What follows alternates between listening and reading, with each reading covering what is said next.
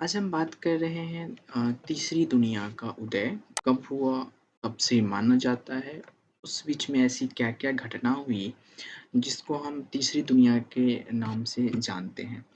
चलिए हम शुरुआत करते हैं। आप सभी का स्वागत है हमारे इस यूट्यूब चैनल पे। पहला जो है वो NAM अर्थात नाम, नॉन अलाइन्ड मूवमेंट जिसको हम कूटनिरपेक्ष के नाम से जानते हैं मूल तौर पे। इसमें सदस्यता की शर्तें क्या थी? मतलब नाम में कौन-कौन से व्यक्ति जो हैं सॉरी कौन-कौन सा देश जो है वो शामिल हो सकता था, उसकी क्या-क्या शर्तें थीं?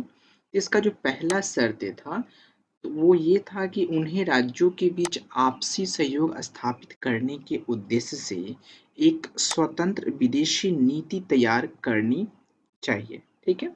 दूसरा था उन्हें स्वतंत्र और आत्मनिर्भर के अधिकार का समर्थन करना चाहिए।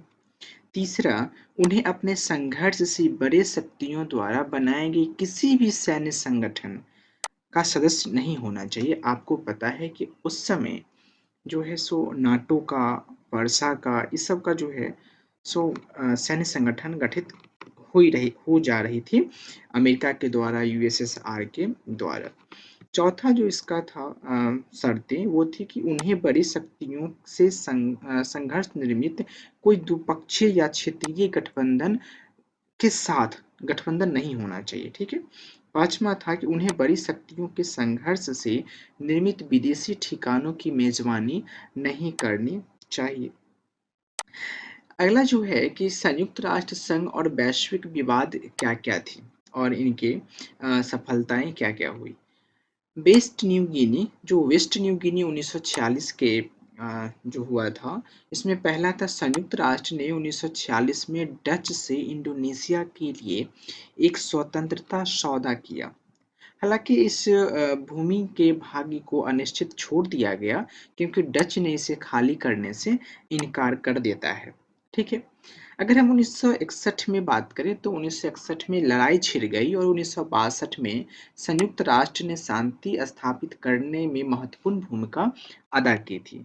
इसे धीरे धीरे इंडोनेशिया का हिस्सा जो है बनाना चाहिए था। ठीक है।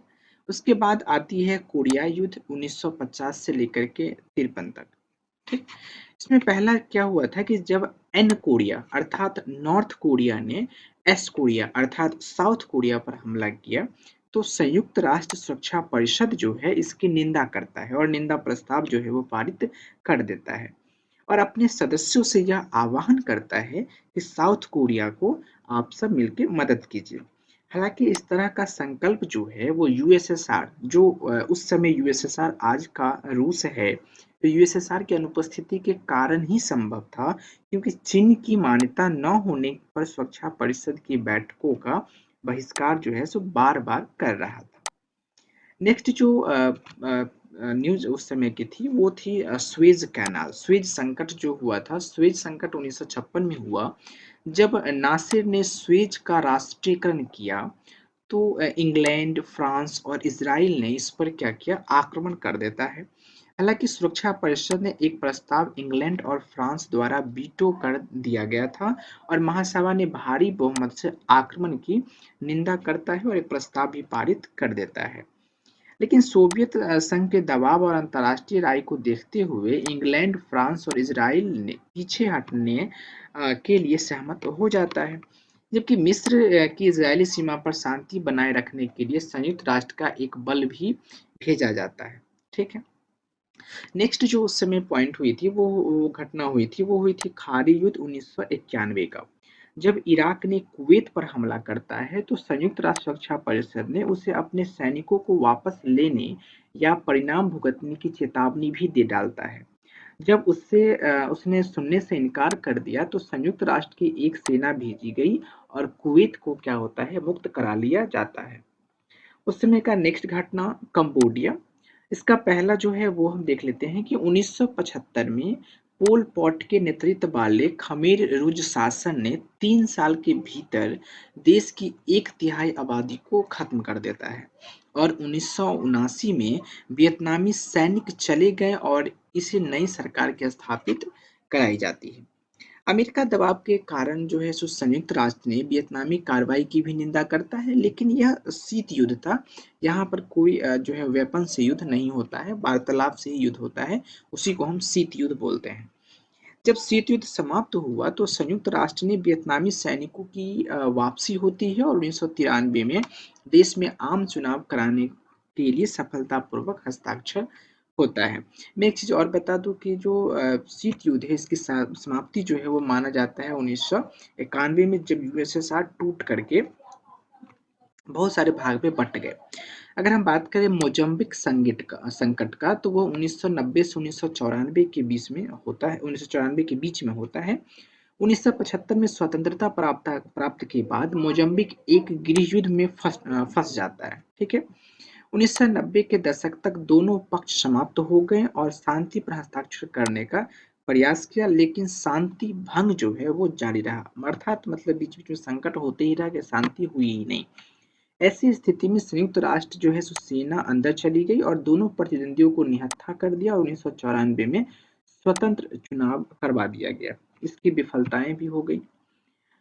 ये हुआ कि फिलिस्तीनी मुद्दा 1947 जो 1947 में यहूदियों और अरबों के बीच विवादों को यूएनओ में लाया गया था। संयुक्त राष्ट्र ने जांच करने के बाद फिलिस्तीनी को विभाजित करने और एक यहूदी राज्य इजराइल की स्थापना करने का फैसला लेता है, लेकिन इस फैसले को अरब जगत ने स्वीकार नहीं किया और संकट जो है वो आज भी जारी आपको देखने को ही मिलता है।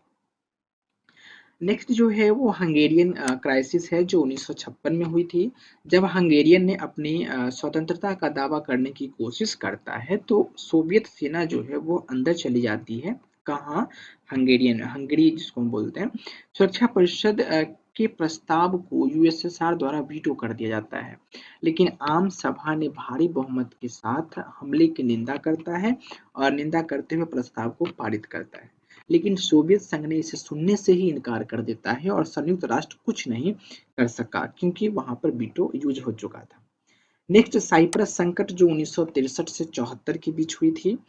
इसमें पहला जो है कि यूनानी जो 80% आबादी जो तुर्कों के बीच गृहयुद्ध छिड़ गया था। संयुक्त राष्ट्र एक बल भेजता है और 1974 तक वहीं पर तैनात भी रहता है, लेकिन 1974 में यूनानियों ने ग्रीस के साथ एकजुट होने की कोशिश करता है और एक हमलावर तुर्की सेना तुर्की की मदद के लिए आई और सभी यूनानियों को खदेड़ देता है। संयुक्त राष्ट्र कुछ भी करने में विफल रहता है। ठीक है। उसके बाद चेक स्लोवाकिया संकट 1968 में होती है। जब स्लोवाकिया ने स्वतंत्रता का दावा करने की कोशिश करता है तो वार्सा संधि का जो सैनिक है वो चले जाते हैं और सुरक्षा परिषद के प्रस्ताव को यूएसएसआर द्वारा वीटो कर दिया जाता है और इसे अंतर्राष्ट्रीय इच्छा को नजरअंदाज भी कर दिया गया था। सोमालिया संकट 1991 से 95 की बात किया जाए तो 1991 में जो है सो एक गृह युद्ध छिड़ जाता है और 1992 में यूएस के प्रभुत्व वाले संयुक्त राष्ट्र जो है इसके सैनिक आगे बढ़े और युद्ध उपरांत समूहों को निशस्त्र करने का प्रयास किया, लेकिन लड़ाकू समूहों ने निशस्त्रीकरण से इनकार कर दिया और संयुक्त राष्ट्र की सेना पर हमला करना शुरू कर दिया। निशस्त्रीकरण का अर्थ होता है जो शस्त्र जो होता है उसको छोड़ देना, माने बिना शस्त्र के हो जाना। ठीक है। हताहती की संख्या इतनी बढ़ने लगी कि 1994 में अमेरिका ने अपने सैनिकों को वापस ले लिया और शेष संयुक्त राष्ट्र सैनिकों की 1995 में वापस लेता है और सोमालिया सरदारों को इससे लड़ने के लिए अपने दम पर छोड़ देता है। So this is all about for this video. See you in the next video. अगर आपको अच्छा लगे तो प्लीज़ इस चैनल को सब्सक्राइब करें, वीडियो को लाइक करें और कोई क्वेश्चन हो तो प्लीज़ कमेंट करें। Take care.